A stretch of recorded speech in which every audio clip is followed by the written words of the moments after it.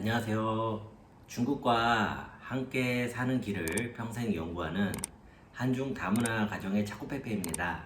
베이징에 출장을 와서 잠시 시간을 내어서 이렇게 촬영을 하고 있는데요. 기분이 되게 색다릅니다. 제가 출장을 온 지금 기간은요, 중국 공산당이 2021년 양회를 개최하는 시기와 겹치게 됐습니다. 이런저런 소식들을 저도 이제 듣고 있는데요. 이번에 양회 관련을 해서 어떤 기관에서 설문조사를 해봤다고 합니다. 중국 사람들을 대상으로요. 물론 이제 그 결과가 얼마나 객관적인지 그런 건 잠시 차치하더라도 거기서 가장 높은 관심을 보였던 것이 법치와 관련된 것이었다고 하네요. 그 다음으로는 농민들의 어떤 그 재산과 관련된 부분들 이런 내용들이 이제 굉장히 중요한 거였고 2020년도에 반드시 달성을 했어야 됐던 그 전면적인 소강사회라는 중국 공산당의 자체 그 목표 같은 게 있어요. 일종의 슬로건 같은 그런 게 있는데 그거는 그렇게 큰 관심이 없었다고 합니다. 또 지금 전 세계에서 미중 갈등을 놓고선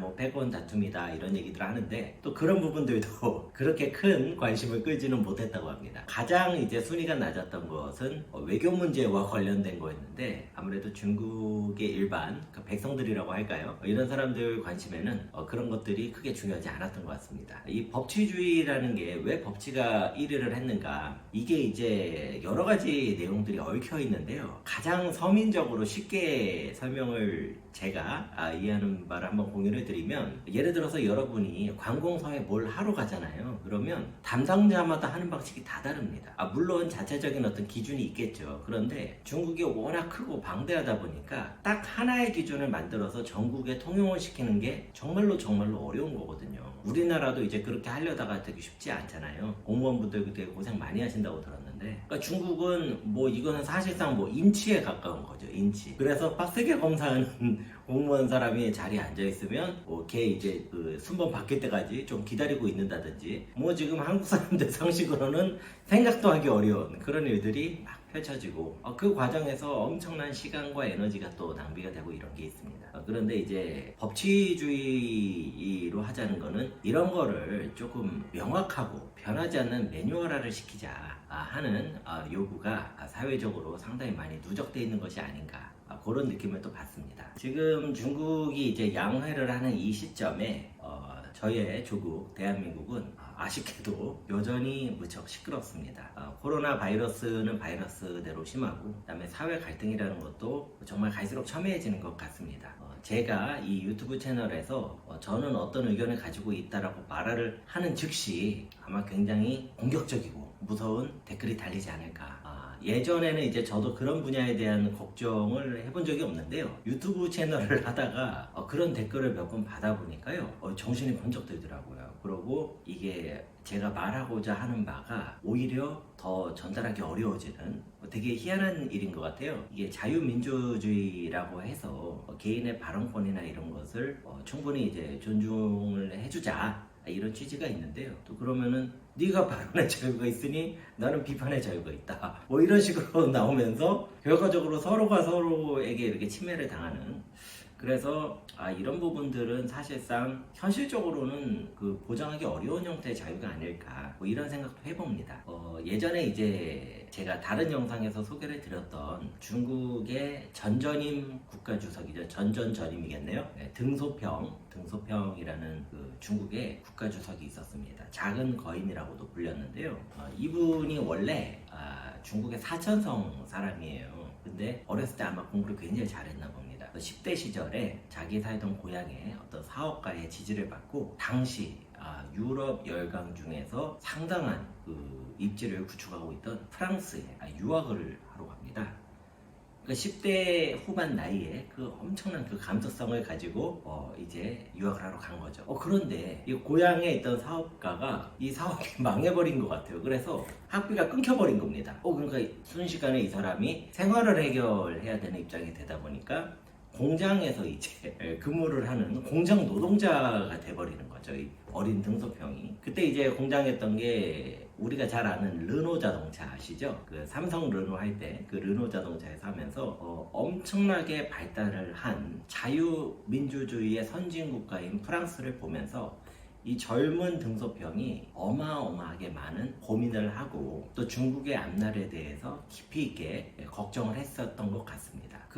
이제 등소평이 나중에 나이가 많아가지고 할아버지가 됐는데도요, 프랑스 중국 그 대사관에서 보내온 크루아상 이런 빵을 굉장히 좋아했다고 그래요. 젊은 시절을 이제 프랑스에서 지내시다 보니까 그게 이제 평생 좋아진 거죠. 지금 중국에 있는 중국 사람 중에도 10대, 20대를 한국에서 보낸 사람들이 있어요. 유학을 하고. 이 사람들은 한국 요리를 되게 좋아합니다. 같은 원리인 거죠. 그런데 등소평이 나중에 이제 중국 공산당에 굉장히 높은 위치로 가면서 자기가 확신을 했던 거 하나는, 이 중국이라는 나라는 절대로 자유민주주의를 가면 안 된다. 그 이유가요, 자유민주주의 체제가 가지고 있는 특유의 혼란성이 있다는 거예요. 근데 이 혼란한 정도가 중국과 같이 큰 나라에서는 견딜 수가 없다라고 이 사람이 거의 확신을 했습니다. 이 사람은 중국은 무조건 공산당 영도로 가야 된다. 이 공산당이라는 거는 어떤 세습화된 이렇게 그 권력을 독점하는 그런 어떤 그 세력이라고 보기보다는요, 사회적으로 검증을 거친 엘리트 집단이 이끌어가는 어떤 국가를 그렸던 것 같아요. 그리고 그게 중국에 잘 맞았던 것 같고요. 그러면 이제 당연히 이렇게 생각했었죠. 그러면 국민의 자유가 훼손되지 않느냐, 국민의 권리가 침해받지 않겠느냐. 이 부분이 제가 말씀드리기 좀 애매한데, 중국에서 오래 생활을 하신 한국 분들은요, 다 똑같이 말씀을 하세요. 일부 특이한 경우를 제외하고는 거의 다 똑같이 말씀하시는데요, 나라에서 국민들 자유나 권리를 그렇게 제약하는 일이 많지 않습니다. 많지 않습니다. 사실상 거의 겪어본 일이 없으신 분들이 대다수예요. 무슨 말이냐면요, 아주 필요한 거 아니면 국민들의 자유를 그렇게 침해하거나 하는 일이 빈번하게 있지는 않습니다. 근데 이제 이것을 우리나라 과거에 무슨 그 전두환 정권 때 그렇게 탄압하던 그런 것을 상상을 하시면은 전혀 엉뚱한 지금 생각을 하시는 거예요. 중국 공산당은요, 민주주의라는 체제를 자기 나라에, 중국이라는 나라에 적합하지 않다라고 판단을 한 겁니다. 이 판단은요, 다른 나라가 그렇게 하라고 해서 시켜서 한 게 아니고 중국에 있는 엘리트들이 그렇게 판단을 한 거예요. 그래서 중국한테 제일 맞는 체제를 만든 겁니다. 한편 우리나라의 경우에는요, 지금 대한민국이 가지고 있는 체제와 기본 정신이 상해 임시정부에서부터 왔다고 합니다. 그러면 당시 이제 임시정부에서 그때 당시에 이제 독립운동을 하시던 분들, 즉 우리 사회의 과거의 엘리트 분들께서 이 세상을 어떻게 보시고 또 우리나라, 우리 민족에게 가장 맞는 방식은 뭔지를 고민을 하셨던 거죠. 그런데 제가 요즘에 조금 걱정이 되는 부분은요, 중국은 하다가 뭐가 아니잖아요. 그러면 이념은 무시하고 그 형태를 되게 바꾸기 좋은 체제를 가지고 있어요. 근데 우리나라는 예를 들어서 제가 이 영상에서라도 민주주의보다 혹시 사회주의가 좋은 점이 있다면 그런 부분도 우리가 좀 같이 배우자라고 얘기를 했을 때 아마 굉장한 반발이 있을 것 같습니다. 이 모습은요, 제가 생각하기에 우리나라 조선 중기 이후로 우리는 중국에서 이미 몇백 년 전에 사라져버린 성리학을 500년 동안 가지고 있었잖아요. 근데 이제 조선 후기에 되니까 중국의 양명학이라는 것도, 야 이것도 괜찮은데 배워보자 그러니까 그때 당시에 어떻게 했냐면요, 사문난적이라고 몰아서 죽였습니다. 그냥 목숨을 빼앗아 버린 거예요. 그거 공부했다고. 이게 우리나라, 우리 민족이 가지고 있는 특유의 어떤 폐쇄성이 있다면 이건 정말 슬픈 일이 아닌가, 이런 생각이 듭니다.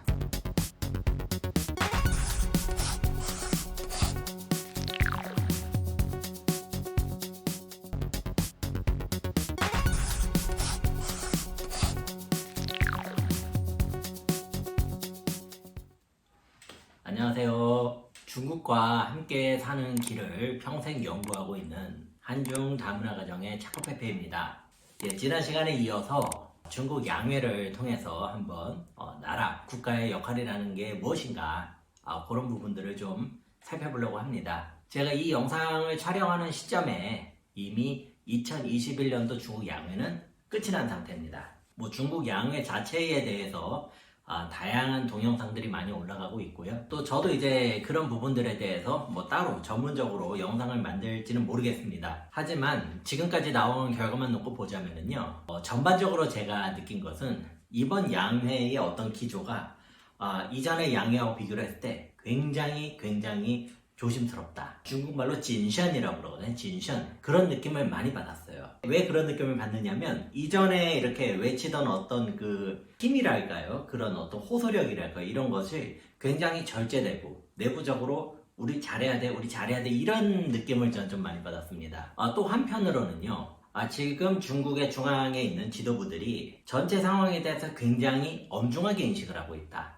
더불어서 중국의 경제에 대한 그런 관심과 중요도와 집중도가 엄청나게 높구나라는 느낌을 받았습니다. 일부 국내 언론, 한국 언론에서 중국이 도시화율을 2025년까지 65%인가요? 이제 올리기로 했다. 뭐 이런 것을 가지고 좀 이렇게 그 적극적인 행보라고 해석을 하시기도 하는데요. 평균적으로 중국의 도시화율은 1년에 1%포인트씩 상승을 해왔습니다. 지금 2020년 기준으로 한 60.4% 정도 되기 때문에 이게 2025년에 65%까지 가는 건 기존의 성장 속도는 그대로 유지를 하겠다. 이렇게 해석을 하는 게 맞을 것 같고요. 다만 오히려 부동산이나 주식, 채권과 같은 어떤 자산 시장에 버블이 일어나지 않을까 하는 것을 굉장히 우려하고 있다. 이런 느낌도 많이 받았습니다.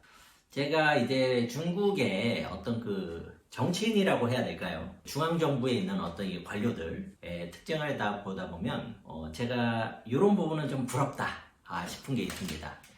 보면은요 굉장히 함축적이면서도 쉬운 표현을 써요. 그래서 딱 들었을 때 그래 하고 설득이 되는 그런 쉬운 말들을 굉장히 잘 쓰는 그런 능력이 있는 것 같습니다. 이게 이제 우리나라하고 제가 비교하면은 저는 이제 한국 사람이기 때문에 한국과 비교를 하면은 좀 많이 제가 아쉬운 부분입니다. 예를 들어서 한국은 뭐 영어로 된 단어 좀 있어 보이는 느낌의 그런 거를 많이 쓰는데 사실상 내용이 없는 경우가 많아요. 뭐 예를 들어서 투트랙 전략 뭐 이런 거 있죠. 지금 왼쪽으로 가야 되냐 오른쪽으로 가야 되냐라고 물어보는데 둘 다 가자 뭐 이런 얘기거든요. 이게 말이 안 되는 내용인데 그런 식의 약간 좀 용어 장난? 근데 우리나라는 그 말을 굉장히 조금 표현을, 그 말을 굉장히 있어 보이게 하면은 그게 상당히 그 설득이 되는 이상한 문화가 있는 것 같아요. 예를 들어서 이번에 코로나 바이러스도 뭐 팬데믹이다 그러면 이상하게 팬데믹이다 그러면 그렇지 뭐 이런 문화가 약간 있는 것 같습니다. 이거하고 완전히 다르게 중국에서는 굉장히 쉬운 용어를 쓰면서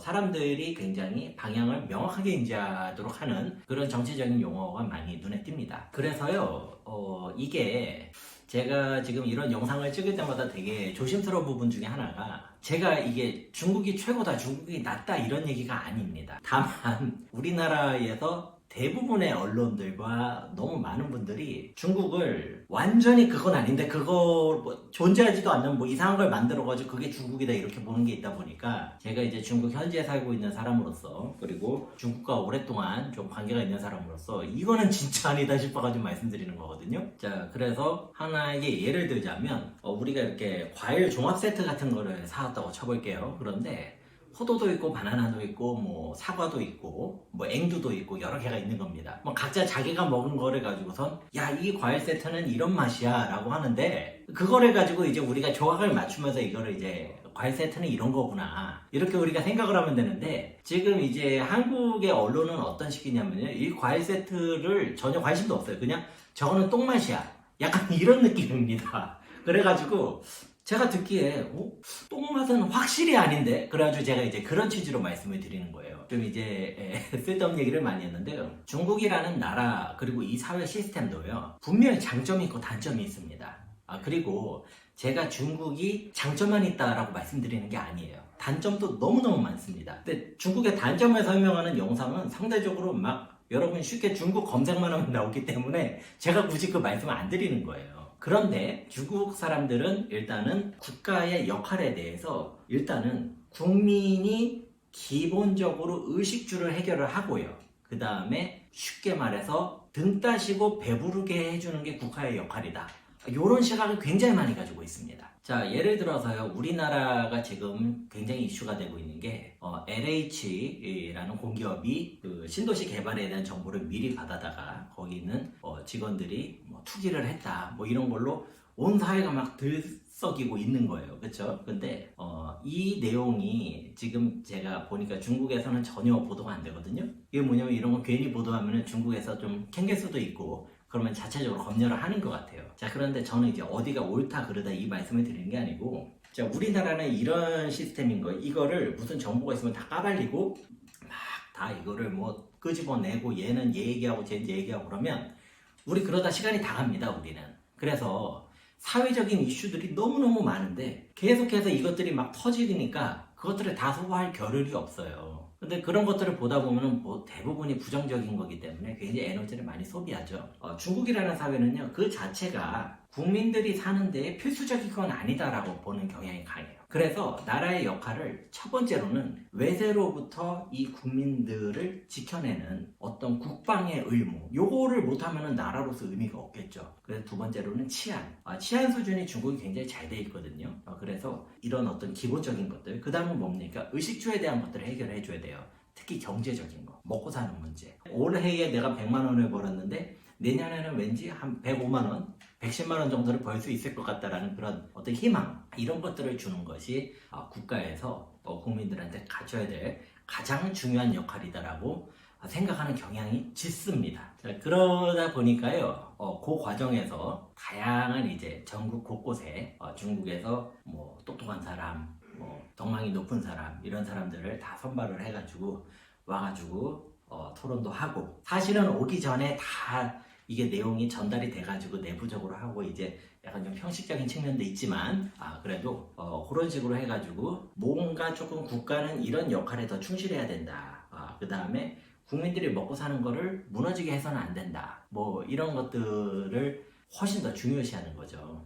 그렇기 때문에 어떤 정치 체제의 민주적이냐 안 민주적이냐, 이거는 이제 선거를 통해서 어떤 그 고위직이랄까 아니면 의결권을 가지고 있는 사람들을 뽑을 수 있느냐, 이런 거를 지금 따지는 건데, 중국은 이 부분은 굉장히 낙후가 되어 있습니다. 하지만 그것은 정치 체제를 어떤 민주주의라는 것으로 한정을 짓고 보면 그런데, 중국은 처음부터 그 체제를 채택을 하지 않은 거예요. 이 사람들은 더욱 놀라운 것은요, 내가 명확하게 나는 어디 체제자라고 말도 안 합니다. 중국은 어떤 스타일이냐면은 이거 다 해보고 우리한테 제일 맞는 거 쓸래 라는 식인 거예요. 정해진 틀이 아직 없고 제일 좋은 걸로 갖다 쓰겠다는 겁니다. 자, 그러면 제가 이제 한국 사람이니까 우리 한국 사람들끼리 한번 얘기를 해보자고. 이게 우리나라에서 가능합니까? 우리나라에서는 어려운 거예요, 이런 건. 우리나라는 거기까지는 못 갑니다. 자, 그렇기 때문에 이 사람들이 굉장히 지금 뭐 아무렇게나 살고 있는 게 아니고 무슨 독재 체제하에서 신음하고 있는 게 아닙니다.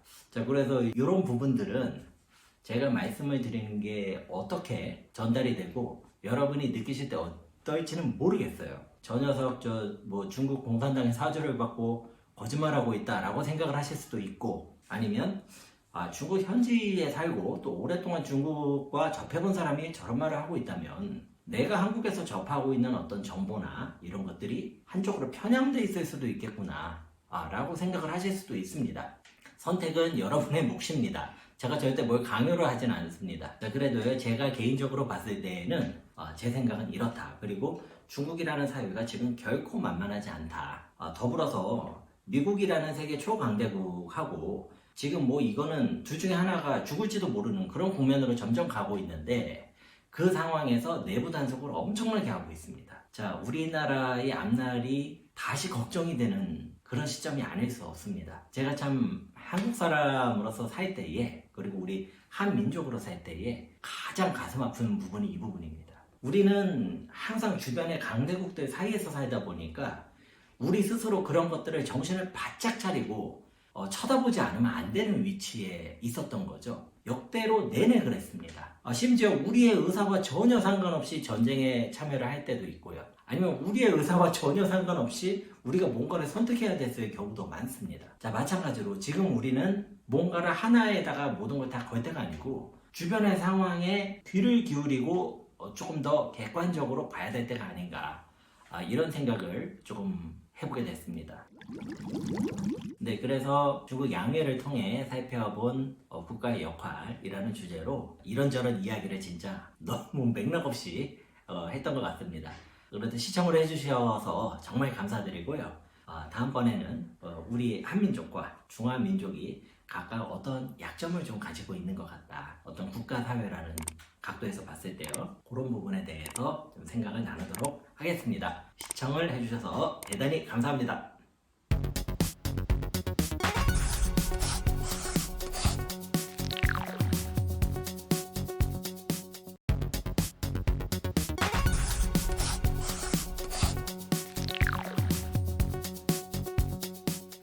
안녕하세요.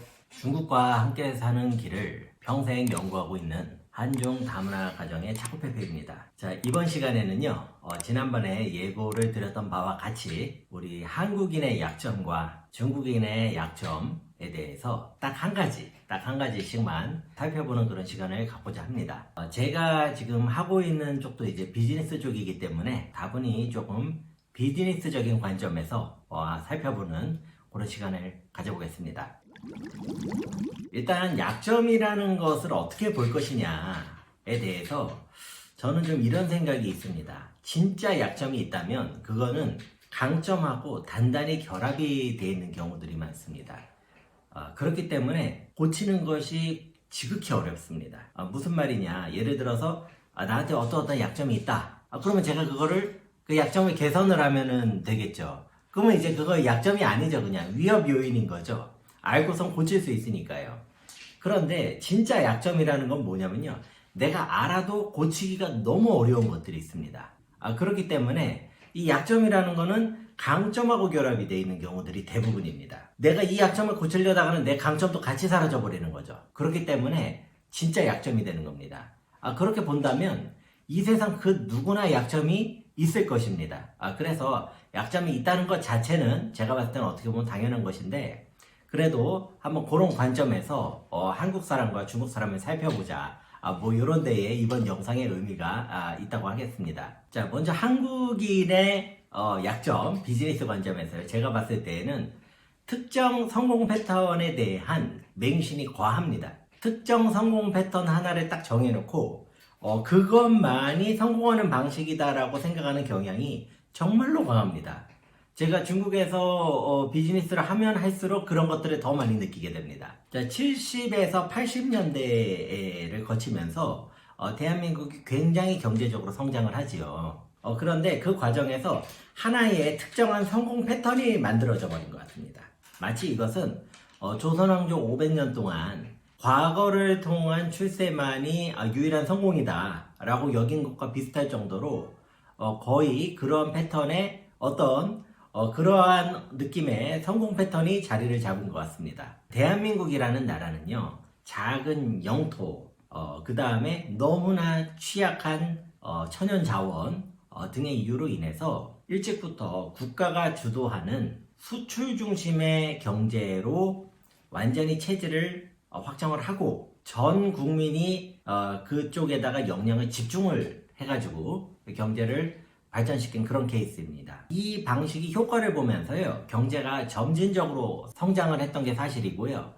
현재 인당 국민 소득이 3만 불을 넘으면서 일본과 거의 격차가 없는 수준까지 온 상태입니다. 자, 그러면은 정말 놀라운 것이죠. 너무나 아프리카 가나보다 못 살던 그런 나라가 50년 만에 이렇게 변했으니까요. 그러면 한국이 가지고 있는 이 성공 패턴은 분명히 장점을 가지고 있는 것입니다. 그러니까 이것이 한국인의 강점이 되는데, 아까 말씀드린 것과 같이 강점이기 때문에 약점이 돼버리는 이런 약간 모순적인 상황이 있습니다. 저는 이 한국이 그동안에 경제 발전을 시키면서 성공 패턴을 만드는 데에 가장 핵심적인 어떤 역할을 했던 것을 한마디로 정리를 한다면 저는 좀 이렇게 이름을 붙이고 싶습니다. 상황을 단순화하는 능력. 자, 이 상황을 단순화하는 능력은요, 제가 한국에서 살 때는 한국 사람한테 그런 능력이 있다는 생각을 해본 적이 없습니다. 그런데 해외 생활을 하면 할수록 이게 대한민국 사람들이 가지고 있는 좀 독특한 능력이다, 혹은 독특한 분위기다, 이런 생각을 많이 하게 됩니다. 자, 우리나라는 비즈니스 관련한 미팅에서 이런 말들을 자주 쓰고는 합니다. 그래서 결론이 뭐야? 그래서 상황을 한마디로 정리하면 무슨 얘기야? 네가 하고 싶은 얘기가 결국 뭐야? 문제의 핵심이 뭐야? 그래서 한마디로 뭐야? 자, 이런 말들을 한국의 기업에서는요, 적지 않게 사용을 하는 편이에요.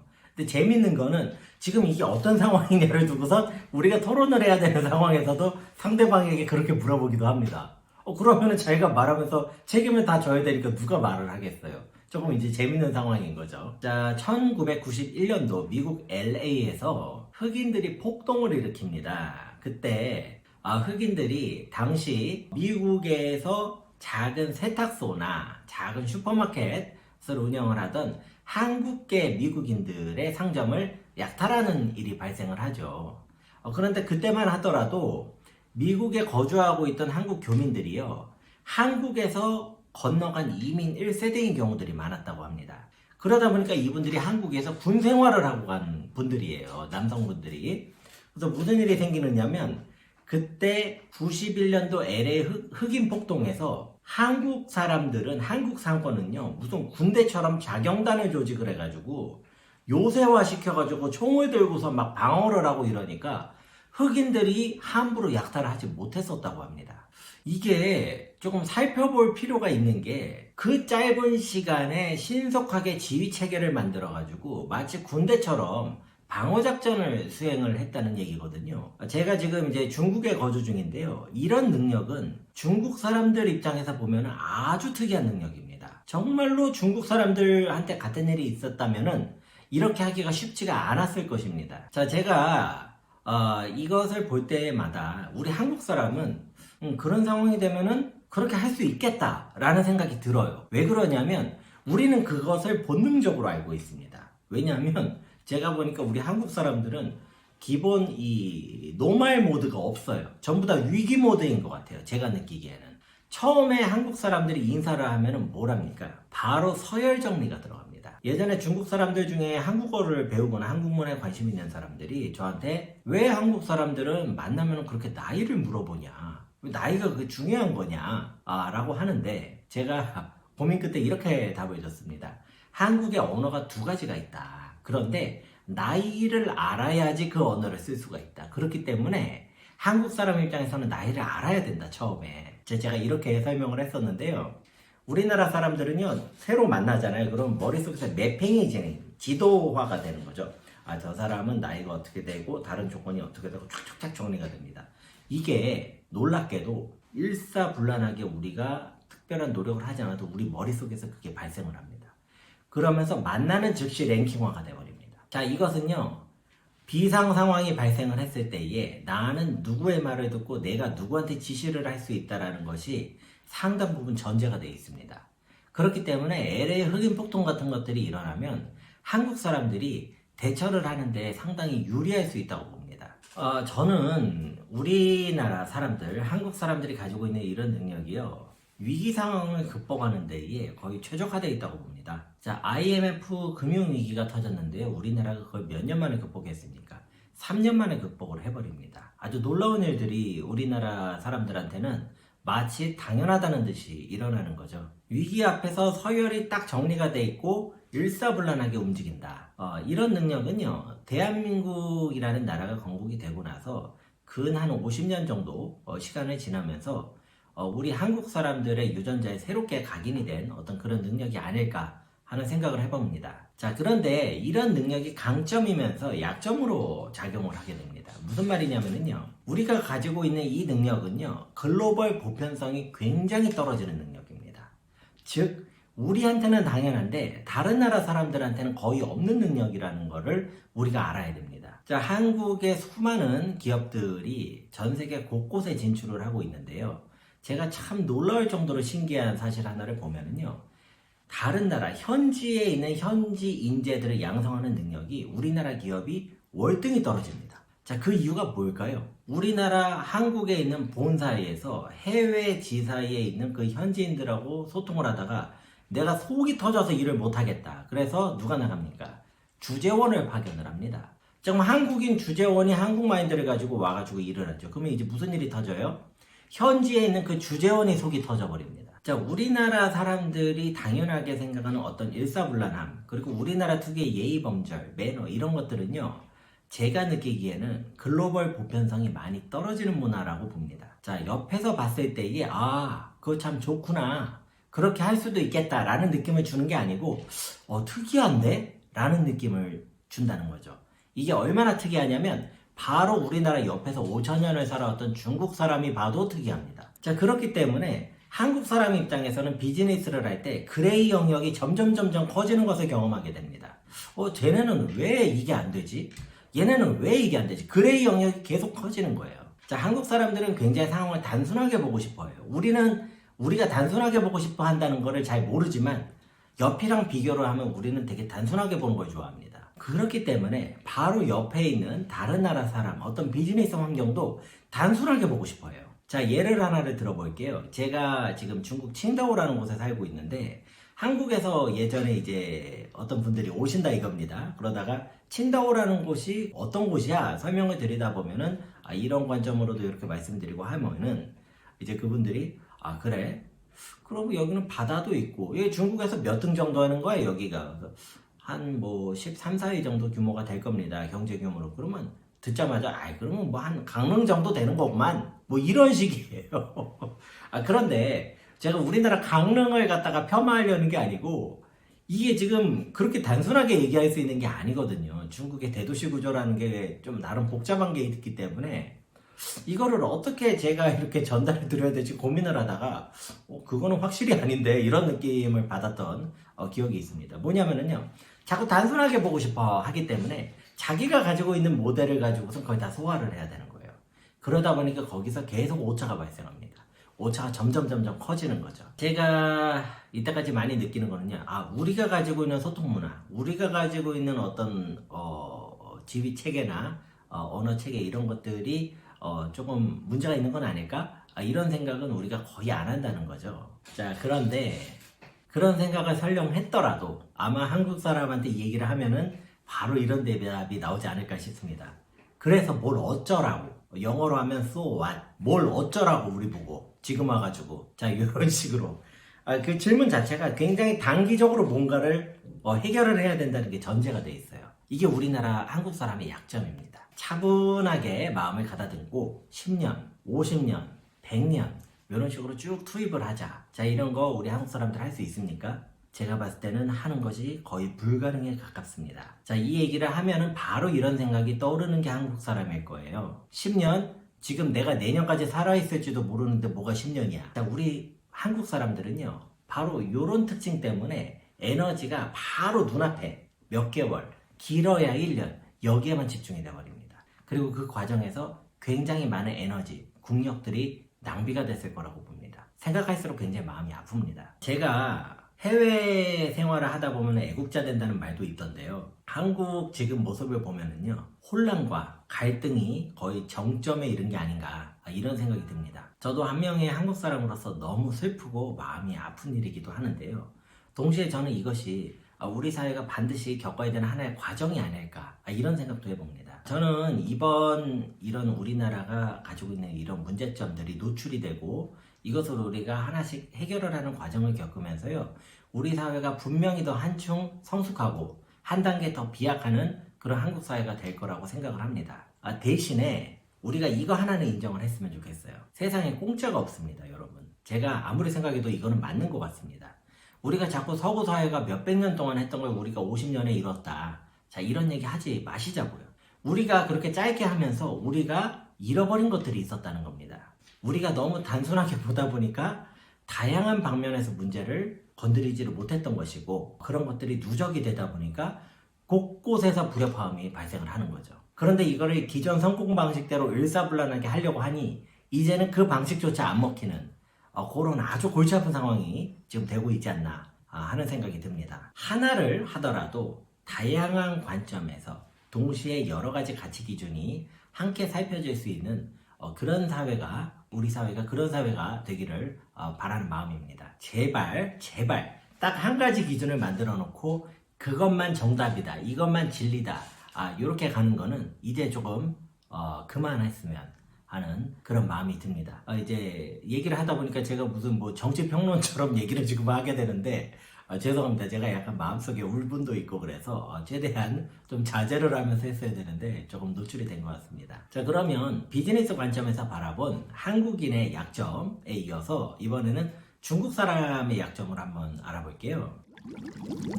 중국 사람의 약점 중에서 제가 딱 한 가지를 고른다고 하면은요, 새로운 것을 창조하는 능력이 결여가 돼 있다. 이 부분을 한번 말씀해 드려보려고 합니다. 시간 관계상 이 내용은 다음 편에 이어서 방송을 드리도록 하겠습니다. 시청을 해주셔서 대단히 감사합니다.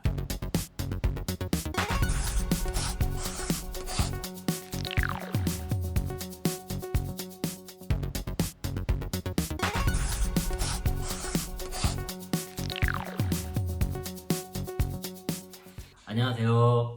중국과 함께 사는 길을 평생 연구하는 한중 다문화 가정의 차코페페입니다. 지난 시간에 이어서요. 이번에는 비즈니스 관점에서 본 중국인의 약점은 무엇인가? 여기에 대해서 한번 살펴보려고 합니다. 지난 편에서도 말씀드렸다시피 진짜 약점이라는 건요, 강점하고 같이 붙어 있습니다. 그래서 이거를 내가 이게 내 약점이구나, 이 약점을 없애야지, 없앨 수가 없습니다. 왜냐면 얘는 없애는 순간 강점이 같이 사라지기 때문에. 따라서 강점과 약점이라는 거는 누구나 가지고 있는 것이고, 약점이 있는 것, 강점이 있는 것 자체는 문제가 아닙니다. 중요한 것은 강점과 약점에 대해서 얼마나 객관적으로 판단하고 있느냐, 내가 그것을 잘 알고 잘 활용할 수 있느냐, 오히려 여기에 있다고 하겠습니다. 그러면 중국인의 비즈니스 관점에서 본 약점을 좀 살펴볼게요. 저는 한 가지만 딱 꼽으라고 그러면요, 창의력 부족을 꼽고 싶습니다. 창의력이 부족하다. 아마 제가 이렇게 얘기를 하면은 굉장히 반론을 제시하실 분들이 많을 수 있습니다. 예를 들어서 중국 사람 중에 창의적인 사람이 얼마나 많은지 네가 모르고 그러냐, 역사적으로 중국에서는 이렇게 창의적인 사람들이 많았다, 혹은 전 세계적으로 굉장히 창의적인 발명품들이 다 중국에서 나왔다, 자, 이런 식으로 주장이 나오실 수가 있는데요. 제가 그런 것들을 부정하는 게 아닙니다. 실제로 그런 중국 사람들이 있고 그런 기록들이 다 있습니다. 문제는 그런 사람들이 전체 중국 사람 중에서 극소수라는 데 있습니다.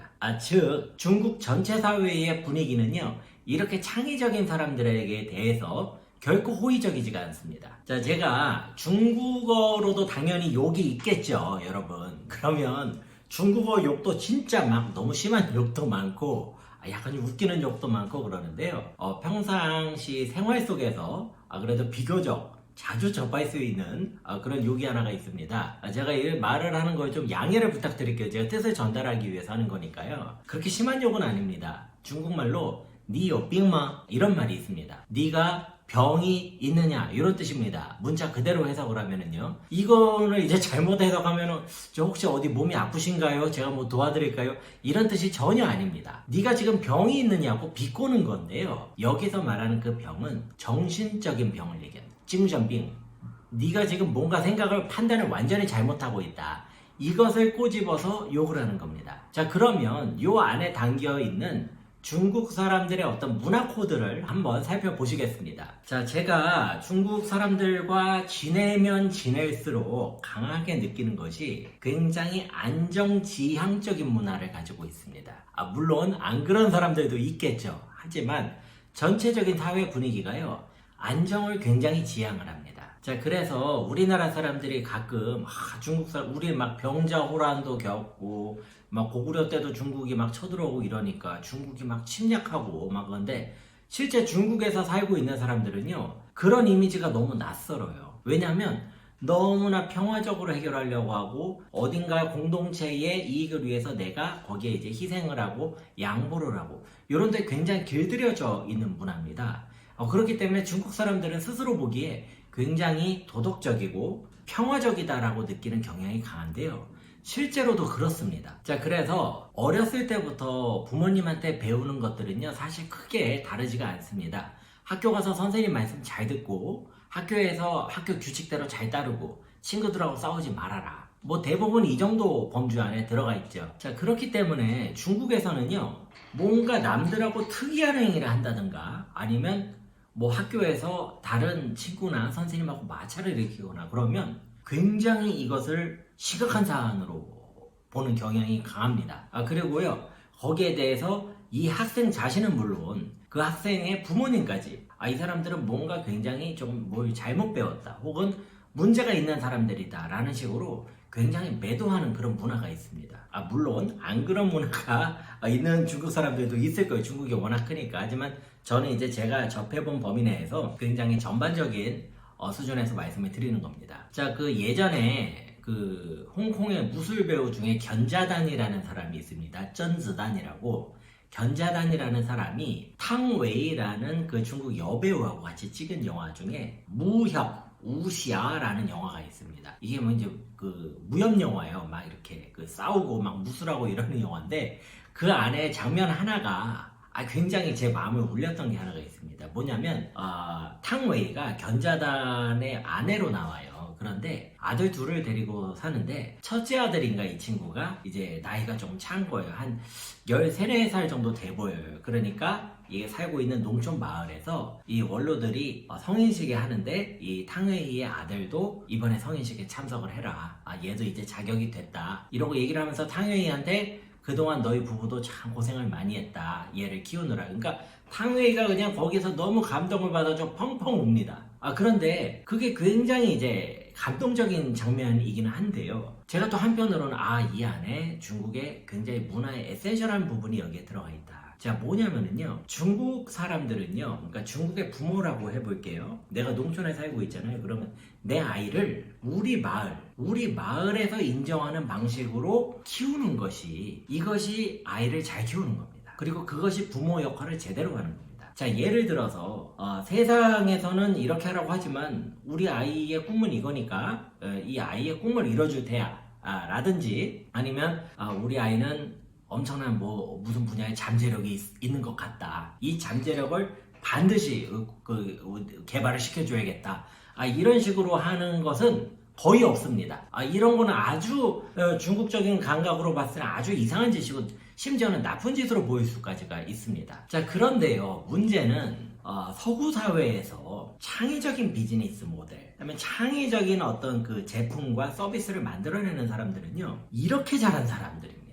여기에 아주 기가 막히게 재밌는 부분이 있는 거죠. 자, 예를 들어서 애플을 창업을 한 스티브 잡스 같은 사람을 봐볼게요. 이 사람은 어렸을 때부터 천하의 문제아였습니다. 마약을 하고 학교도 안 나가고, 그 다음에 알탈인가요? 처음에 취직하는 회사에서는 옷도 막 후줄근하게 입고 하도 안 씻고 다녀가지고 주변에서 냄새가 나고, 그 다음에 틈만 나면 주변 사람들하고 싸우고, 갑자기 회사 어렵게 들어갔더니 몇 달 다니고 나서 정신수양을 하기 위해 인도에 가겠다고 해서 회사를 나가버리고, 그러니까 이거는 옆에서 좋아할래야 좋아할 수가 없는 그런 사람이잖아요. 그런데 이런 사람들은 특징이 있습니다. 전혀 남의 신경을 안 써버리기 때문에 자기가 추구하는 거 하나를 계속해가지고 봐버립니다. 자기의 어떤 가치 기준을 가지고선 그걸 계속 봐버리는 거죠. 그런데 중국은요, 문화적으로 그런 사람이 나오기가 굉장히 어렵습니다. 그리고 그렇게 실제로 그런 천성을 가진 사람이 태어나다고 하더라도요, 미국이라든지 유럽 같은 곳에서는 그런 친구들이 인정도 받을 수 있고 나름대로 괜찮은 어떤 그 동기와 자극을 얻을 수도 있지만, 중국은 굉장히 네거티브한 자극을 받으면서 이런 인재들이 커야 됩니다. 그러니까 굉장히 불리한 것이죠. 자, 이렇게 살펴보신 것과 같이 중국 사람들은요, 어떤 거대하고 강한 어떤 뭔가에 내 자신이 소속되어 있을 때 그것을 굉장히 안정적이라고 느끼고요, 굉장히 성공을 했다고 느끼고요, 그 다음에 굉장히 그것을 내가 잘하고 있다, 이렇게 느끼는 문화적인 코드가 아주 강합니다. 그렇기 때문에 아마도 거대한 하나의 통일 왕조나 아니면 거대한 국가, 이런 것을 만드는 데에 많은 도움이 되지 않았는가, 이런 생각이 들어요. 그렇다면 이것은 중국의 하나의 큰 중국을 유지하는 데에는 분명한 강점이 될 겁니다. 하지만